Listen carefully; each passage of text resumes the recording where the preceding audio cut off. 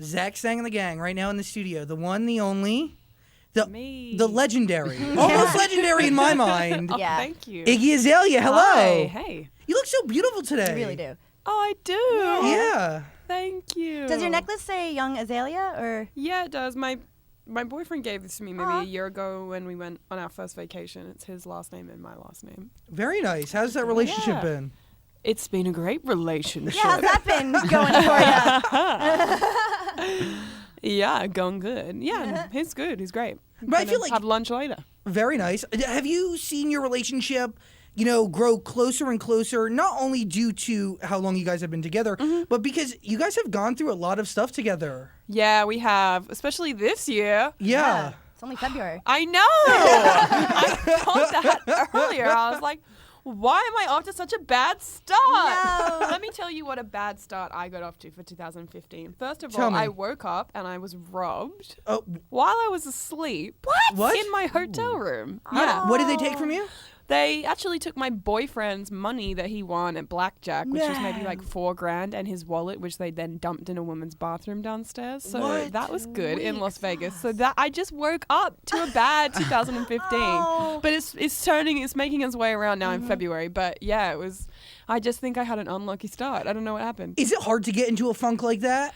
Because that kind of I feel like that's a funk that you get into. That's like waking up on the wrong side of the bed. It's true. It is. It's an easy funk to get into and a hard one to get out of, I think. Yeah. But you're doing it with this single, man. Thank you. Seriously. Yeah. Good. It's hard, I think, when you have the momentum of having single after single after single, especially when you have a new album. And then this will be the last single from this album that I've just done. So it's weird to be at the end of that kind of run and have it all slow down. You're like, wait a minute. Why do I have free time? What am I doing? But no, it's cool. I love this single. I'm glad that we're finishing with this song with Jennifer because it was so much fun to perform it with her at the Clive Davis party. And I'm just super excited to get to do it more with her. An amazing single. You and Jennifer Thanks, Hudson, yeah. Trouble. Yep. And let's be real.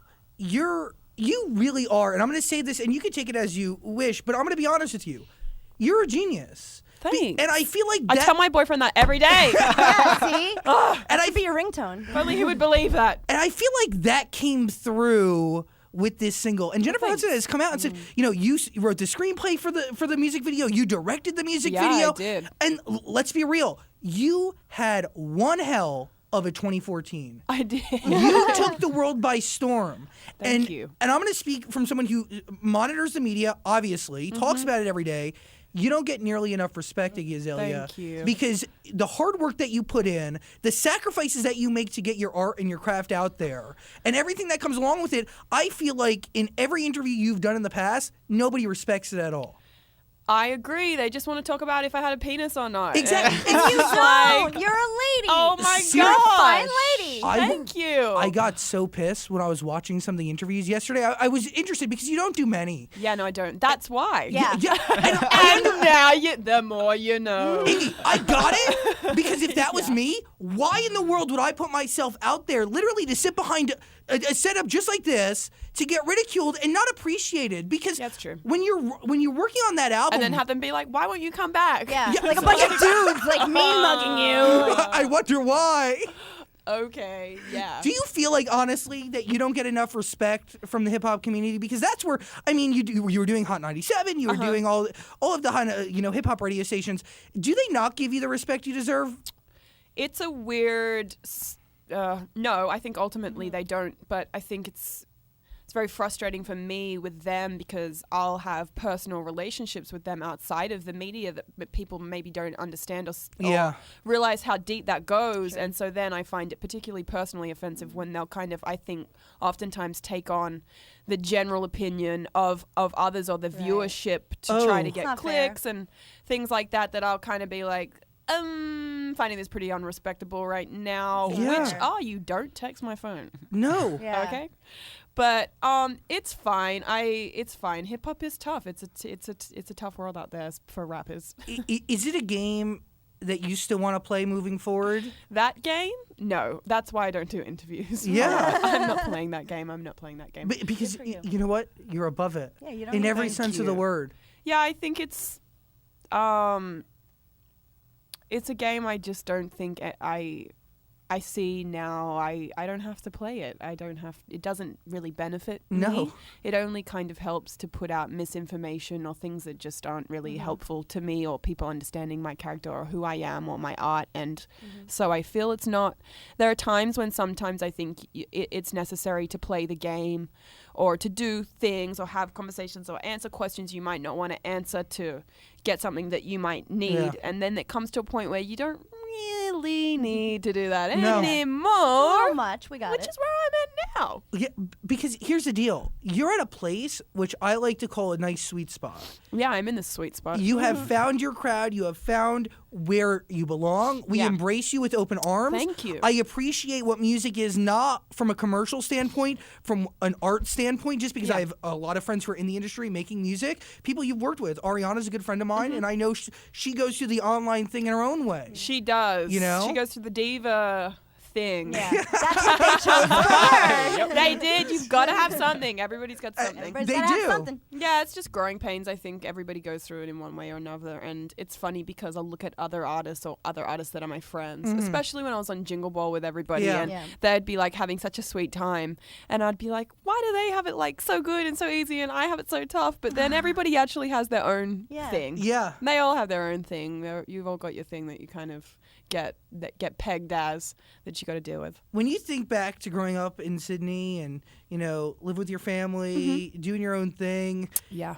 and dreaming of a rapper, right? That Yeah. was your dream. It was my dream. Did you know when you were that young that it would come with this many sacrifices? It would come with this many battles that you had to overcome?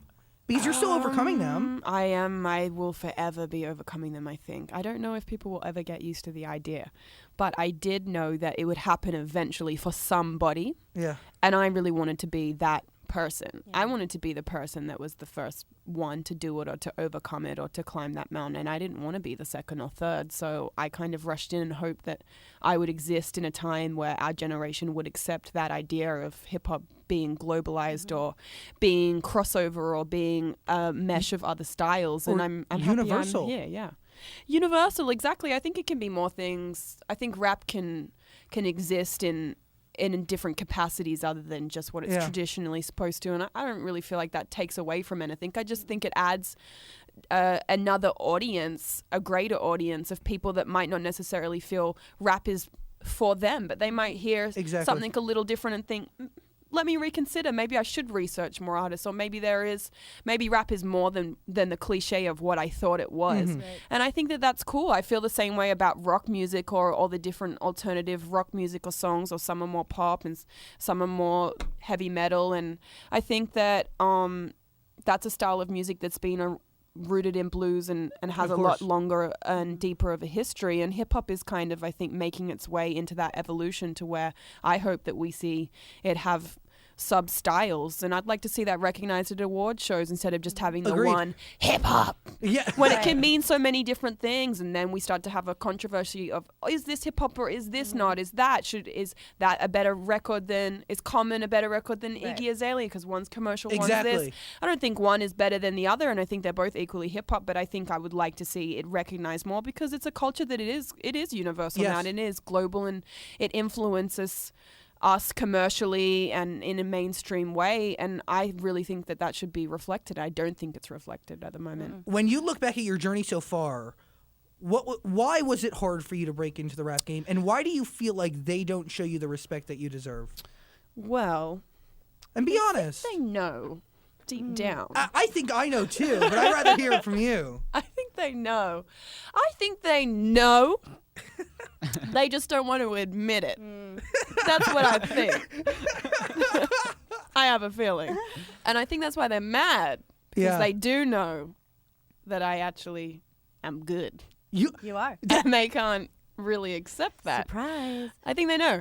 But we could be friends. Yeah. And this could all be easy. Or we could not. And I can send Bitcoin shit chocolate boxes to your door. It's up to you. But I'm still going to be here. So, yeah, I think they know. I think they know deep down. Well, I mean, let's take a look at you and your journey right now from Sydney, Australia to this moment where an album out, hit singles. had an amazing 2014. I dude. did, I know. I just need to turn this 2015 around. I will, though. I've got the music video that I directed, like we said, for Trouble is going to come out next week. So I'm like super excited to get back into kind of gear with this single and like get going again. I absolutely love. I do all the creative direction for all the performances I do on live TV and Billboard Awards, all those things. I write the treatments for, so I absolutely love doing that as much as I love to write music. So I'm just really excited with Trouble to get to have this record that's so different from anything I've done before, and I think really lends itself well to like a live band and getting to have a musical director and it's kind gonna of sound great. like awesome. explore all those elements that I wouldn't necessarily be doing with songs like You're Fancy. taking the genre on a journey. Well, thank Truly. you. Well, I just, I love Mustard. I think he's an amazing producer, DJ Mustard, and I think so many of the hip hop records last year, including Fancy and even Beg for It that I did, sound really kind of in that vein. And when I would listen to the radio, it just all sound like this one kind of constant song, and that's not a bad thing. No. I'm singing along to it. Yeah. I like the song. Totally.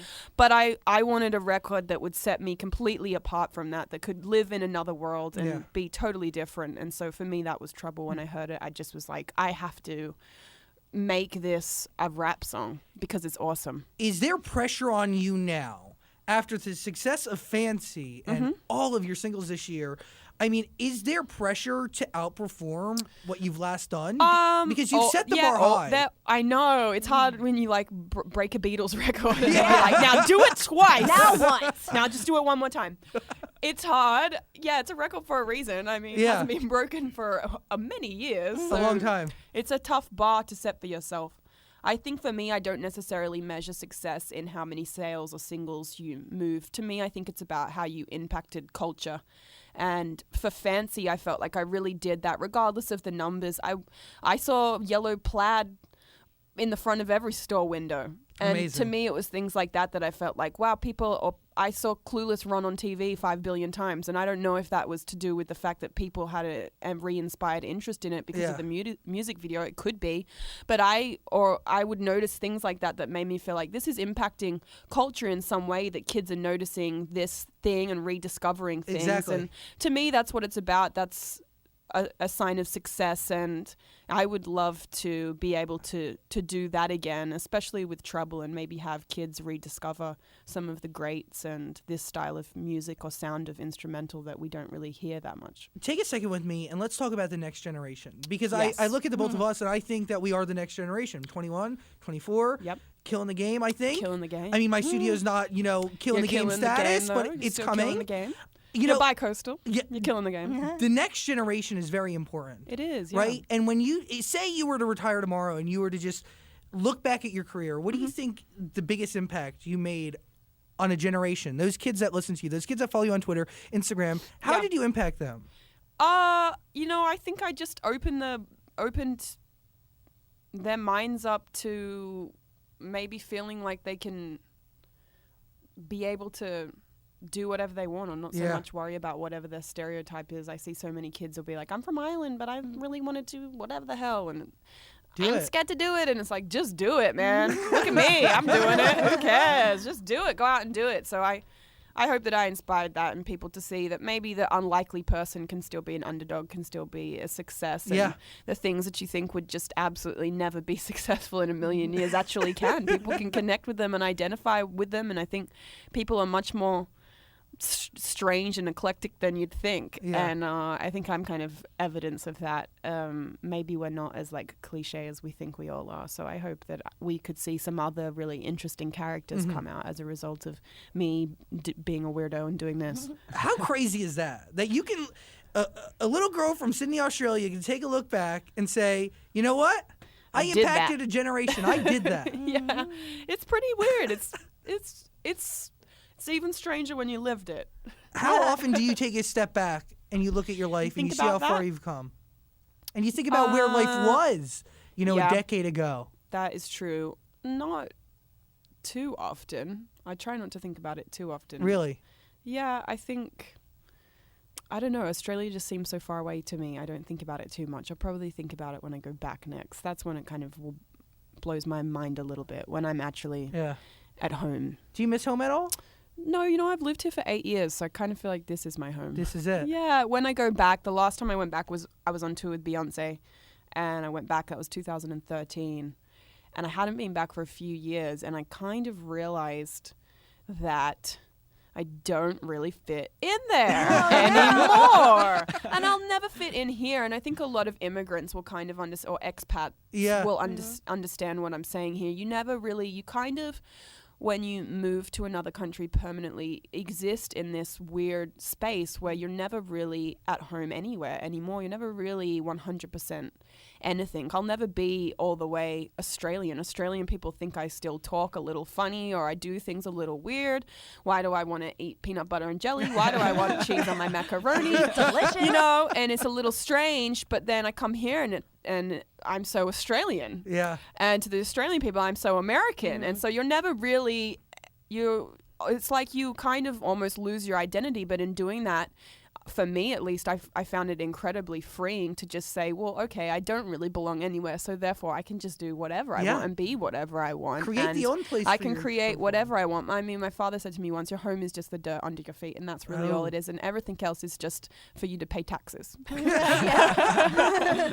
So that's how I look at it. And I think that's really cool, a cool way of looking at it. Like, I don't think you need to kind of worry too much about where you're from. And if you identify with it, then it's good. That's good for you that you have something to identify with. And if you don't, then you don't. You're free to be whatever you want. I kind of feel the same way that you feel because even though I spent most of my time in New York City, I never really identified with it. Yeah, I never felt like a New Yorker. No, kind of went to my own, the beat of my own drum. Right. Oh, bagels were really good. Bagels are good. Bagel. There are some things you just can't get away from. I too love Vegemite. I just can't help myself. Has there been a moment in your journey so far in your career that you kind of wish to go back to Australia, wish to go back, wish to be with your family, wish to kind of not have dived into any of this? No, never Really? a moment. Not one moment. Wow. Never. Awesome. Ever. That's strength, man. That's Never, ever. There are times when I want to punch people in their faces, but I never want to go home. Obviously. That's incredible strength, and I mean focus to all-time high. Yeah, I mean, I love Australia. Don't get me wrong, I do. I love it, but I just think for me, America is so ridiculous. Actually, in a lot of ways, it is. It's extreme in every way. Extreme high, extreme low, extreme wealth, extreme poverty, extremely ridiculous, extravagant clothes and way of speech, and everything is just like a caricature of itself. And I love that. It's so inspirational as somebody who's a creator or a writer in any capacity, not just the hip hop world. I don't just have to live down south with rappers to feel inspired. Anything and everything I think is very interesting, and Australia is beautiful, but it's so beautiful that at times it's just mundane and just mind-numbingly beautiful. So I could not live there. Well, let's talk about the next album. Have you started working on it? I've started working on it a little. Yeah? A little. How's it coming? It's coming good. I was working on it only for about a week, but I got a lot done. I probably wrote 5 or 6 songs in a week. That's so that huge. Was good. Not bad. Yeah, some of them are all right. We'll see if I keep them. So I started on that in January, and then I kind of had a break for the Grammys, and then I started working on Trouble, and that, takes up a hell of a lot of time. Course. A lot of time, especially when you're directing something and writing the creative treatment for something. It's a lot that goes into it. You got to cast everyone. You have to design every room. Yeah. You have to approve a billion things. It's really a full-time job doing that. It's amazing. When I walked onto my first TV set or any type of shoot, it's amazing to see how many people it takes to put it all together. It takes a lot of people, a lot of trucks. There's a lot of moving pieces, and being a director is really difficult. Yeah. You have to run everything. Yeah, you do. You have to approve everything, and I've creative directed and written the treatments for all of my videos, but I've never officially directed. So this is my first time doing that, and I took on a lot more of the workload than what I usually do, which was really cool. Yeah, that's awesome. To get to do, and kind of gave me the confidence now. I'm taking a bigger role in directing my tour that I'm doing, and the creative for all that, which is like a big arena show. But I'll still have I'm going to have a lot of help for that because that's a big show to do.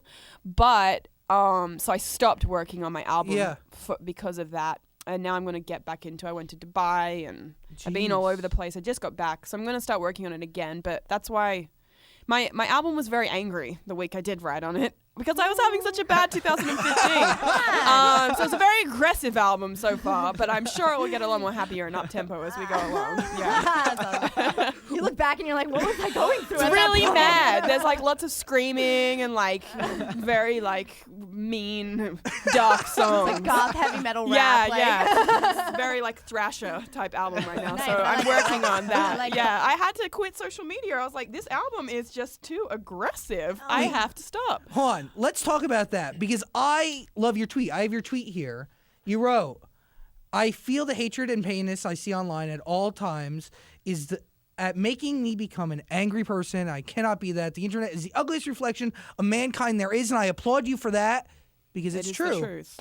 Because it is true. It is true. And, you know, when you're an entertainer, yeah, you have to love people. That's why you do it. You entertain people because you want people to have an escape from their life and you want them to feel happy.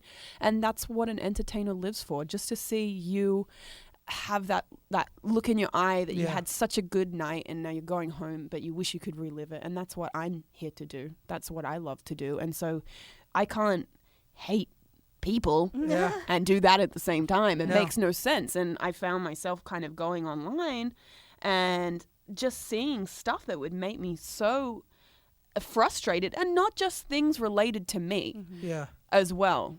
Just the way things are worded about other people, or the titles that I'll see in the sidebar about things that are so misleading and full of just like awful things about everybody that are really horrible. And it just makes me feel like, is this the way we are as a culture? Is this internet culture in its entirety what it is now? Because I think we're better than that, and I think people are better than that. And it seems to me that when I get off the internet, I really like people. People are cool and they're nice and awesome. I see them in the grocery store and they say hi and I say hi and it's all good. We have a laugh and I like people. And then I go online and I seem to hate people. And I cannot do that. I cannot be an entertainer that hates people. So I just have to get away from, I need to be around polite people in the real world that show their face, because you can't go to the grocery store with a mask on. So, it affects things greatly. That's the thing. That's Which what is the why internet I said brings I out of just people. feel like it's the worst reflection of mankind, because if this is what you choose to do in the dark with your time, write these things or say these things or be attracted to these things, I find it really just so disappointing. Like, is this what we are? I can't accept that is what we are choosing to have be entertainment or choosing to partake in. I can't do that. I think it's sad to know that you go through it and so many other people go through the exact same thing. They do. And you know what? I started to look and I was like, how does Beyonce deal with this? Because that's what everybody thinks, right? When they have a problem. They're like, what would Beyonce do? WWBD. Obviously. And I was like, you know what? I don't think she's actually online. I don't think she's seeing this. And I don't think a lot of them are. I don't think J-Lo is going on Twitter. I feel like she's not. I text her. I don't think she is.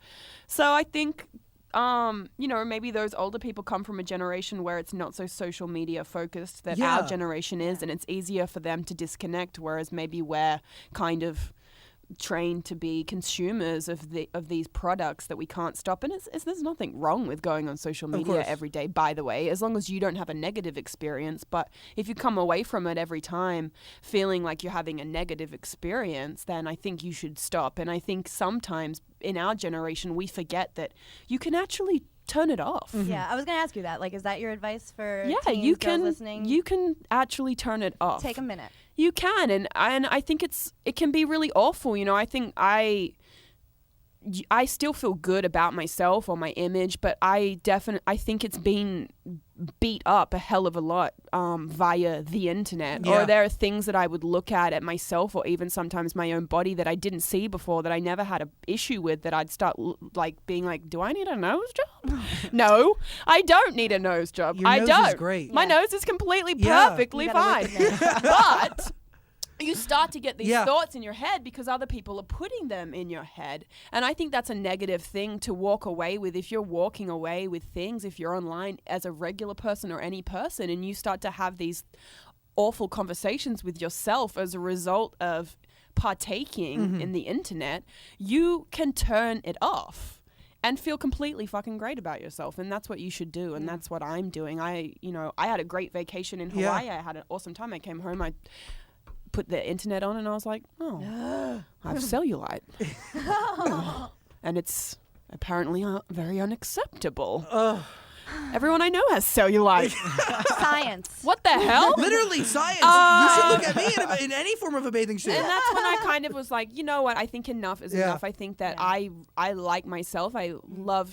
I feel really confident, and I think I make other women feel confident, and I always try to write songs. I think when I'm braggadocious, it's not even me trying to say I'm the best. I'm writing it because I want you to be able to sing it. I feel like you're the best, and that's what I'm doing it to say, and I really have to believe that. And I cannot be in an environment that's like battering my self-esteem, because then I won't have anything to help you with yours. So you just have to stop. What I find sad is that the internet and all those tabloids and all those outlets, they've kind of come in the way between you and your message, because you are inspiring. Everything that you've accomplished, what you continue to do is inspiring. It's a game changer. You are changing the game every day that you live on to make music. Yeah. Seriously. Thanks. Amazing. It kind of sucks that they're coming in the way of that. Yeah, well, kind of, but not really. I think the internet is one way to get a message across, and it's a really good way, especially when you don't have a lot of other outlets. But I think at this point now, I have a voice, just like I'm using it now with you, that I can communicate and get my point across in a way that's not necessarily misconstrued. Yeah. And when you're saying things on Twitter and they're being, used for shock titles or purposely ignoring half of what you said, I think that that's more detrimental. And I want to make sure that my message or my thoughts are being properly broadcast and conveyed. So I think if that means silencing one of those outlets to let another one flow freely, then that is a good sacrifice to make. What does society need to do to get Iggy Azalea to turn social media on again? I do not think I will ever do that again. Nice. I feel like if there's something I need to say, I can say it through my management, or I can say it publicly, or I can say it at a show. You can come here. The problem is not necessarily going on and seeing comments, or I don't Google myself, but sometimes, and it's just looking at your fans. I like to look at my fans a lot, and I like to go to their pages, and I want to see what they thought about my song, if they liked it, what they didn't like, so that I can focus on what they liked and make that even better for the next time. And what fans also do, which I appreciate, is defend you. Yeah. So sometimes you won't even be aware of something that's been said most of the time, and you'll be on somebody's page that actually loves you, doesn't even hate you, and is like, why are they saying about my Iggy? And I'll be like, wait, they're saying what about me? Wow. Now I'm Googling it. Now I'm looking at it. Now I'm mad about it. Now I'm responding because I feel personally like I want to defend myself. It's human nature, and it's a cycle, so I just can't be a part of that cycle. And I think me being somebody who I have had media training and all those things, but I don't want to be that like emotionally void artist that just is like so I want to still remain passionate and emotional and say what I want to say, but I don't think that it is good to be necessarily having those like knee-jerk reactions that I, as somebody born in June and a Gemini, just cannot help. So I can't do it. I cannot do it. All right, I am getting the wrap-up sign. You are getting the wrap-up sign. But I can literally talk to you, Iggy, forever and ever. Well, thank you. Because I appreciate what you're doing for music. No, thank you so much. I seriously, and I appreciate what you're doing for a generation, inspiring the next generation. For ladies, what you're doing for the women. Yeah, amazing. For the women. Yeah, it's funny because I really do think that we are going to have so many more Iggy Azaleas, and that's so awesome to me. Yeah. And that's not even necessarily blonde chicks rapping. It's just, I just mean people that are out the box. Yeah. wild card artists, and I just really want to like blaze a trail for those people so they don't have to endure so much of the stuff that I'm enduring now and will continue to endure. But if it means that we get to have more of those people, and if it means that we get to have labels take risks and invest money in the unlikely candidate to be a successor like I was, if that's what I can at least achieve by me having success, then I think that's awesome. Yeah. Really Truly, awesome. truly inspiring. And beautiful, Iggy Azalea. Thank you. Trouble, the new single with Jennifer Hudson. Yeah.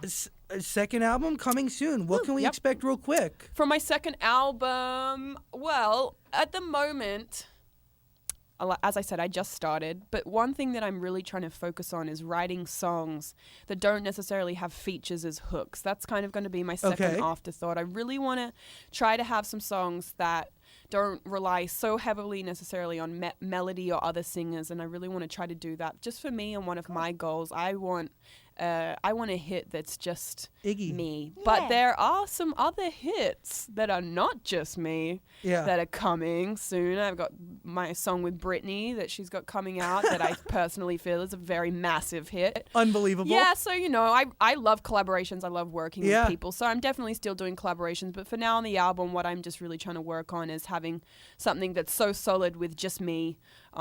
Because I really want to see rap on top 40 radio and on mainstream radio that doesn't necessarily have to rely on a hook to be crossover, and that's a hard thing to find a balance of. How do you make something crossover but not rely on melody? And so I'd like to try to kind of like crack that nut. That's what I'm on at the moment. And you're doing it. I will certainly try. Iggy Azalea, thank you so much for coming by. Thank you. No, thanks for having me. It was really great talking to you. Yeah, you too. Thank you.